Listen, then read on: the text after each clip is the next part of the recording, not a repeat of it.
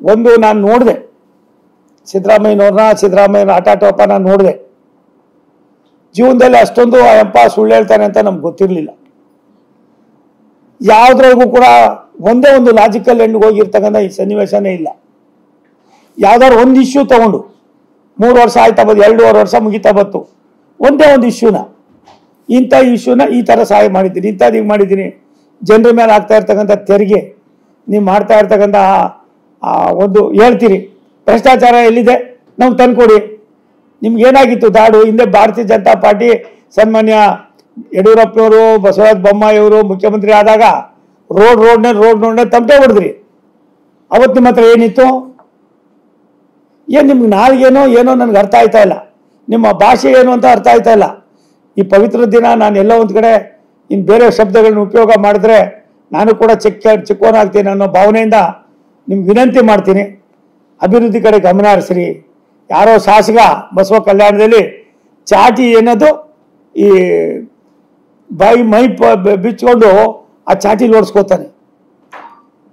ಅವನ ಕ್ಷೇತ್ರದಲ್ಲಿ ಆಗಿರ್ತಕ್ಕಂಥ ಮಳೆಯಿಂದ ಆಗಿರ್ತಕ್ಕಂಥ ಏನು ತೊಗರಿ ಇರ್ಬೋದು, ಶೇಂಗಾ ಇರ್ಬೋದು, ಬೇರೆ ಇರ್ಬೋದು, ಎಲ್ಲವೂ ಕೂಡ ಕೊಳೆತು ನಾರ್ತಾ ಇದೆ. ಇವತ್ತವರೆಗೂ ಹೋಗಿ ಒಂದೇ ಒಂದು ಕಡೆ ನಿಮ್ಮವ್ರು ಸರ್ವೆ ಮಾಡಿಲ್ಲ, ಏನೆಲ್ಲ ಮಾಡಿಲ್ಲ. ಈಗಾಗಲೇ 348 380 ಕೋಟಿ ರೂಪಾಯಿ ಭಾರತ ಸರ್ಕಾರ ರಿಲೀಸ್ ಮಾಡಿದೆ. ಅಟ್ಲೀಸ್ಟ್ ಹೋಗಿ ಅಲ್ಲಿ ಏನಾಗಿದೆ ಎತ್ತಾಗಿದೆ ನೋಡ್ರಿ. ಯಾವ್ಯಾವ ಭಾಗದಲ್ಲಿ ಈ ಥರ ಮಳೆ ಆಗಿ ಏನೇನು ತೊಂದರೆ ಆಗಿದೆ ಅಂದರೆ ಇಲ್ಲ. ನಾನೇ ಸ್ವತಃ ಹರಿಯಾಣಕ್ಕೆ ಹೋಗಿದ್ದೀನಿ. ಒಂದು ಸಾರಿ ನೀವು ಅಲ್ಲಿ ಹೋಗಿ ನೋಡ್ಕೊಬನ್ನಿ. ನಿಮ್ಮಲ್ಲಿ ಆಗಿರೋ ಫ್ಲಡ್ಗೂ ಆ ಫ್ಲಡ್ಗೂ ಲೆಕ್ಕ ಹಾಕಿದ್ರೆ ಈ ಭಾಗದಲ್ಲಿ ಆಗಿರೋ ಫ್ಲಡ್ಡು ಕರ್ನಾಟಕದಲ್ಲಿ ಆಗಿಲ್ಲ ಅಂತ. ಅದು ಎಷ್ಟು ಮಟ್ಟಿಗೆ ಅಲ್ಲಿ ಅದಕ್ಕೆ ಬೇಕಾಗಿರ್ತಕ್ಕಂಥ ಪ್ರಗತಿ ಕಾರ್ಯಗಳು ನಡೀತಾ ಇವೆ, ಏನೆಲ್ಲ ಆಗ್ತಾ ಇದೆ. ಪಂಜಾಬ್ಗೆ ಹೋಗಿದ್ದೆ, ಗುಜರಾತ್ಗೆ ಹೋಗಿದ್ದೆ, ಎಲ್ಲ ಕಡೆಯಲ್ಲೂ ಕೂಡ ಒಂದಲ್ಲ ಒಂದು ರೂಪದಲ್ಲಿ ಈ ಏನು ನಮ್ಮ ಪ್ರಕೃತಿ ವಿಕೋಪ ಆಗಿರ್ತಕ್ಕಂಥ ಘಟನೆಗಳಿಗೆ ಎಲ್ಲ ಸರ್ಕಾರಗಳು ಸ್ಪಂದಿಸ್ತಾ ಇದೆ. ನಿಮ್ಗೇನು ದಾಡಾಗಿದೆ? ಹೋಗಿ ನೋಡಿ ಮಾಡಿ ಅವ್ರಿಗೆ ಯಾವ ರೀತಿ ಸಹಾಯ ಮಾಡಬೇಕು ಅನ್ನೋದಕ್ಕೆ ನೀವು ಯಾರಾದ್ರೂ ಕೈ ಜೋಡಿಸೋ ಪರಿಸ್ಥಿತಿ ಇದೆ. ಪಕ್ಕದಲ್ಲೇ ಮಹಾರಾಷ್ಟ್ರದವ್ರು ಯಾವ ರೀತಿ ಕೆಲಸ ಮಾಡ್ತಾವ್ರೆ.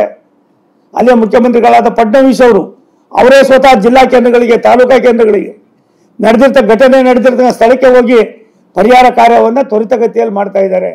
ನೀವೇನಾದರೂ ಅಂತ ಒಂದು ಕೆಲಸ ಮಾಡ್ತಾ ಇದ್ದೀರಾ?